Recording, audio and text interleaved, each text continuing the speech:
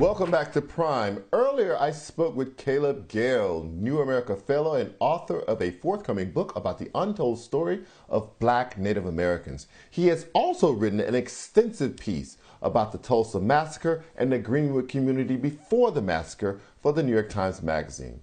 I spoke to him about what justice would look like for that community now. Take a listen.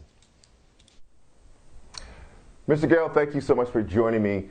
You've written this amazing piece for the Sunday New York Times Magazine. The title is 100 Years Later After the Tulsa Massacre, What Does Justice Look Like? I'm going to put that question to you. What would it look like?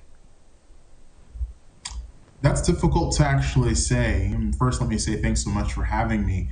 I think for a lot of people, specifically those who are survivors and descendants of the Tulsa Race Massacre, for them it looks like direct cash payments. For them it looks like the abatement of taxes for about 99 years for members of the community who are descendants of those who died or survived the massacre.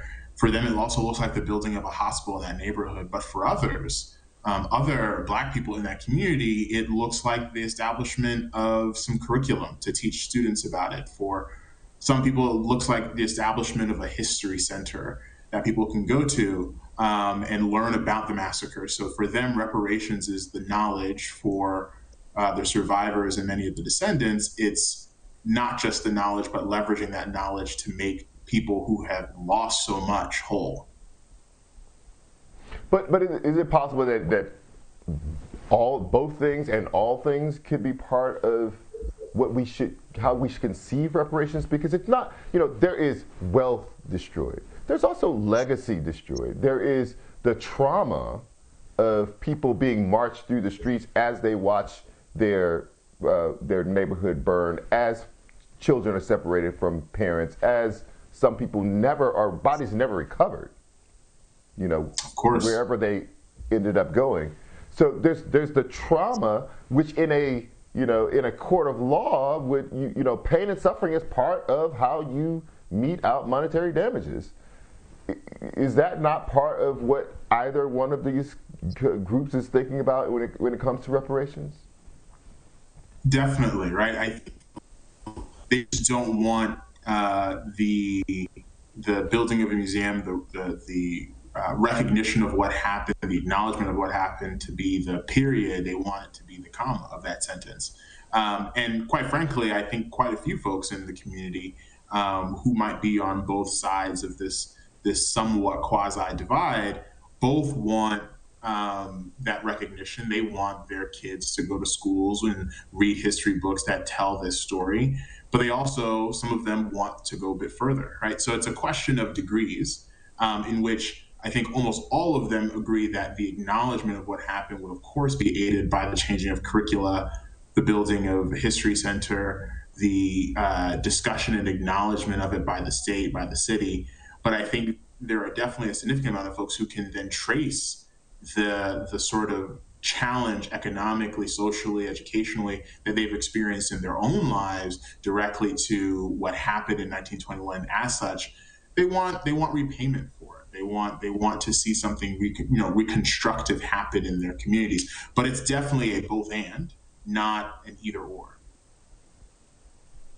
Let's back up a little bit, because I think after active efforts to suppress what happened in Tulsa for a very long time, it has now come back into full consciousness. A kind of reclamation of memory has happened around the issue of Tulsa. But I still think it is kind of surface level. People know that there was a massacre there, and that white people, to a large degree, massacred Black people. But the conditions that made Black Wall Street or the Greenwood community possible are also fascinating. And I think you go into this in your piece. It wasn't a state yet. The southern states had all rushed in to write new constitutional conventions in the 1890s and on, all to set up Jim Crow. For a lot of Black people in those areas, this place, just a little bit west, where it wasn't a state, where they weren't able, the state laws were not preventing you from excelling, was an opportunity, and people took it. Just paint that picture of how magnetic Tulsa was as a place for black people. Exactly.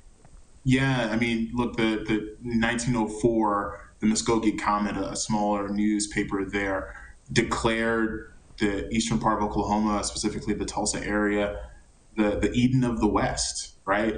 It was an opportunity zone of sorts far before opportunity zones were popularized, right? In that it wasn't a state, right? Many of the people there, many of the black people there predated a lot of white people who had come to make Oklahoma into Oklahoma, make Indian Territory in Oklahoma. A lot of people were citizens, black people were citizens of the Creek Nation, the Cherokee Nation, the Seminole Nation, on down the line. They had, some of them, significant plots of land, large ownership of land. In fact, one of the largest, to this day, one of the largest oil repositories that were found in Oklahoma was in a place called Glenpool, right next to Tulsa, and it was owned by a black woman named Ida Glenn, who happened to be a citizen of the Creek Nation.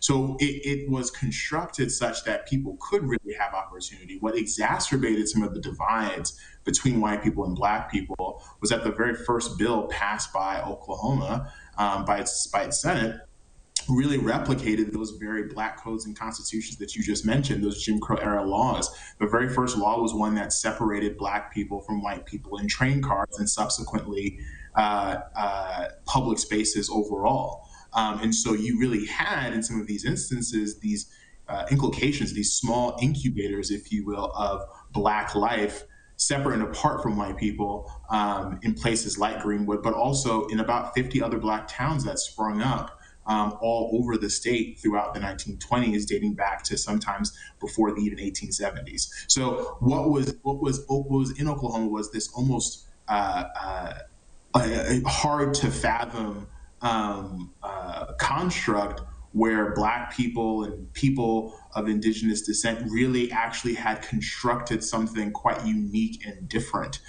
quite special actually, in which citizenship wasn't really defined by the skin color, but really about the sort of work that you're willing to put in, the opportunity that you saw there, the communalism that was expressed on down the line. I know this is asking you for a little bit of conjecture, but the thought constantly goes through my mind. What would have happened if this hadn't happened? I mean, there was such roots being put down in a lot of places, including in Greenwood, in the Greenwood community in Tulsa, and what it showed to me was the ability that if you remove white supremacy, if you remove the color structures that prohibit people from doing things and excelling, that human beings will do what human beings do. Some will be extraordinary, and some will be inventive, and some will be, will create things, and that's what these human beings did. How big of a dent or an injury was this to blackness in America?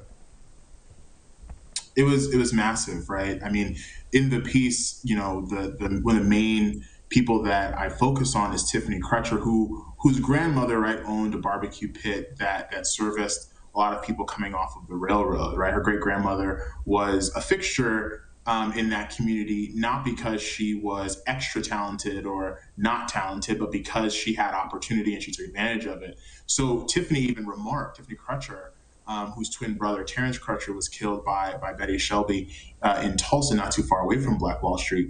Opine, she said, the Stratford Hotel, which was pictured, of course, in Lovecraft Country as the destination of a portal for Tick and the other characters. That she said that could have been Hilton. That could have been the Marriott, right? The opportunity set was unbounded to some extent. And Nathan Nunn, a professor actually at Harvard, with whom I interviewed a great deal and was quite helpful in helping me understand the economic landscape, wasn't just that black people in that neighborhood were afflicted by this, right? The notion of a riot, as they put it, as a Negro uprising, as white people put it back then, as a means of suppressing and then placing the blame on black people, harmed economic opportunity elsewhere, harmed job opportunities elsewhere, right? So it's not just it's not endemic just to Tulsa, right?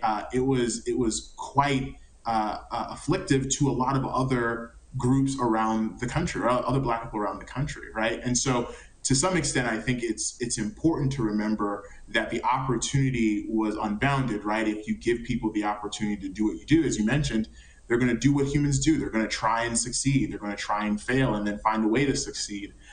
And really ripped from Black people. And you think about it, in Tulsa today, right? We have a food desert in that neighborhood.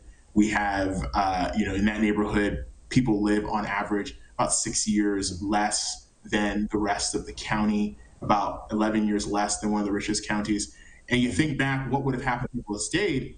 You had people like John Rogers' family, right? One of the wealthiest Black men in America, who fled north because of what happened in that neighborhood. So I think it's a wonderful question to ask, what would have happened had it not happened? But to answer your question, the dent was significant. Mr. Gayle, thank you so much for joining me. If you haven't read his piece in the Sunday New York Times Magazine, take a look. It's amazing. We'll be right back.